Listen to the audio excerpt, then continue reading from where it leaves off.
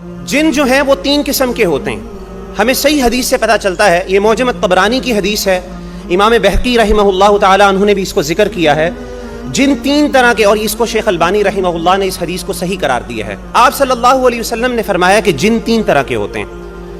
पहली किस्म जिन्नों की वो होती है जो उड़ते हैं, they have the ability to fly. उलमा कहते हैं आमतौर पे इनकी कोई फिजिकल फॉर्म नहीं होती, इनकी कोई स्पेसिफिक फॉर्म नहीं होती, बल्कि ये भाप की तरह होते हैं, ठीक है, स्मोक की तरह होते हैं।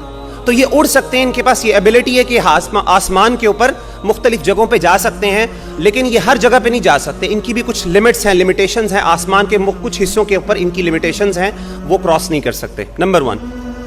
नंबर 2, वो हैं जो कि जानवरों की शक्ल पे आमतौर पे नजर आते हैं, जैसे सांप हो गए, बिल्लियां हो गई, इसी तरीके से कुत्ते हो गए, ब्लैक डॉग्स हो गए, खास तौर पे काले रंग के जो डॉग्स हैं या इस तरह के जानवर हैं, इनकी शक्लों में आमतौर पे जिन आते हैं। और तीसरी चीज़ आप सल्लल्लाहु अलैहि वसल्लम ने वो ये फरमाई, आपने फरमाया कि कुछ नेक जिन भी होते हैं, मुसलमान जिन भी होते हैं। आमतौर पे उलमा का इसके बारे में राय ये है कि इस तरह के जो जिन हैं, जो नेक जिन होते हैं, ये अपनी शक्ल को बदल नहीं सकते। इनको जिस स्टेट में अल्लाह ने पैदा किया होता है वो उसी स्टेट में रहते हैं।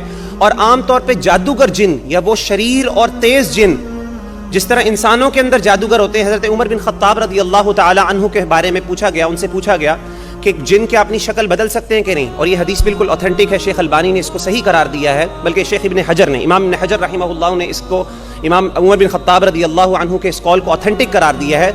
मुसन्नफ इब्न अबी शैबा में ये कॉल मौजूद है। वो फरमाते हैं कि जिन जो है असल में अपनी शेप को बदल नहीं सकता, लेकिन जिस तरह इंसानों के अंदर जादूगर होते हैं, इसी तरीके से जिन्नों में भी जादूगर होते हैं। और वो जो जादूगर जिन होते हैं, जो शरीर जादूगर जिन होते हैं, या बड़े पावरफुल जिन और खबीस जिन होते हैं, वो अपनी शक्ल को फॉर्म चेंज कर सकते हैं। तो नेक जिन जो है वो अपनी शक्लों को बदल नहीं सकते। अल्लाह ने जिस तरह उनको बनाया वो उसी तरीके से उस कंडीशन में रहते हैं। बाकी ये बात हमेशा याद रखिएगा, क्योंकि आमतौर पे ये मामलात इल्म गैब के साथ इनका ताल्लुक है। हम इनके बारे में ज़्यादा कोई यानी बहुत क्लियर कट बात नहीं कर सकते। हम इनके बारे में बहुत क्लियर बातें नहीं कर सकते। हम सिर्फ वो बातें कर सकते हैं जो कुरान और हदीस से हमें ऑथेंटिक सोर्सेज के ज़रिए मिली हैं। इसके अलावा कोई तजर्बात होते हैं, बाज़ लोग ये कहते हैं, वो कहते हैं, वो सही भी हो सकती हैं, गलत भी हो सकती हैं, उनके ऊपर हमें यकीन रखना नहीं चाहिए। ये बात याद रखिएगा कि जिन्नात जो हैं, शैतान जो हैं, शैतान ख़ास तौर पे, शैतान हर जिन को नहीं कहते। शैतान आमतौर पे शैतान असल में जिन था, जैसा कि सूरह कहफ में अल्लाह ताला ने फरमाया, और इसहाक भाई भी बता रहे थे कि जो शैतान है असल में वो जिन है। काना मिनल जिन्नि फफसक़ अन अम्रि रब्बी। अल्लाह ताला फरमाते हैं कि वो जिन था, उसने अपने अल्लाह की नाफरमानी की। वो जिन्नों में से है शैतान, ना वो एंजल्स में से है, ना ह्यूमन बींग्स में से है।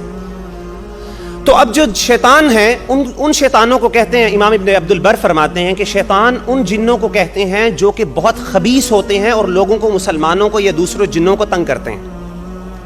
तो डेविल्स जो होते हैं आमतौर पे वो इंसानों में भी हो सकते हैं और शैतानों में भी हो सकते हैं। तो जादूगर खास तौर पे, या वो इंसान जो कि अपने दूसरे यानी जादूगर, वो जादूगर इंसानों में से जो जिन्नों के साथ कांटेक्ट करके मुसलमानों को तकलीफ पहुंचाते हैं, उनको भी शैतान कहा जाता है।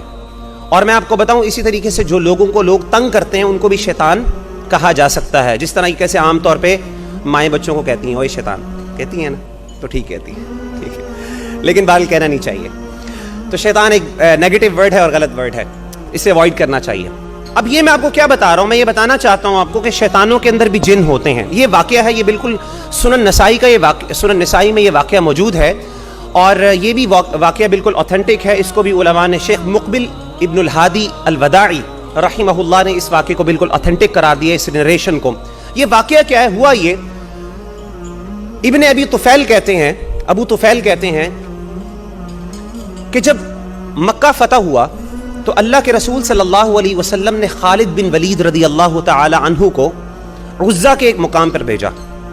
एक बुत था वहां पे जाके भेजा। तो कहते हैं कि वहां पे क्या था कि वो गए, उन्होंने जाके देखा कि वहां पे 3 दरख्त थे, 3 दरख्त थे, और वो 3 दरख्त थे, उनके इर्द गिर्द एक घर बना हुआ था जिनकी लोग आमतौर पे तवाफ करते थे, लोग वहां पे पूजा करते थे। जिस तरह काबा की हम लोग नमाज पढ़ते हैं उसकी तरफ किबला करके, इसी तरीके से लोग शिर्क करते थे और वहां पे क्या करते थे, सजदे वगैरह करते थे। तो फरमाते हैं कि खालिद बिन वलीद वहां पे गए, और क्योंकि शिर्क का अड्डा था वो, और लोग आसपास तवाफ भी कर रहे थे, सजदे भी कर रहे थे, तो हजरत खालिद बिन वलीद ने क्या किया कि उन दरख्तों को काटा।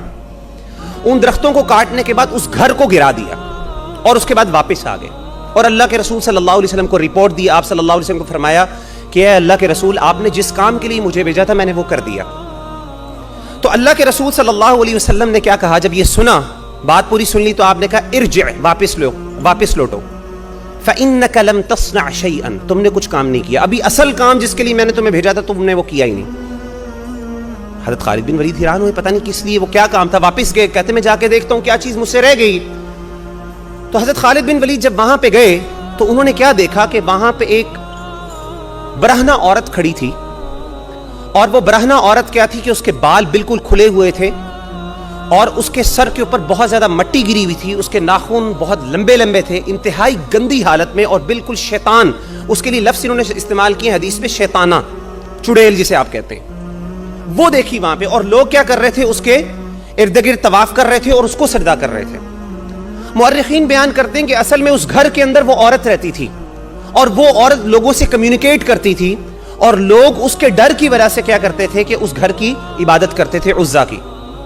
تو حضرت خالد بن ولید نے جیسے ہی اس عورت کو دیکھا، آپ نے تلوار نکالی اور آپ نے اس کا سر قلم کر دیا، آپ نے اس کو قتل کر دیا.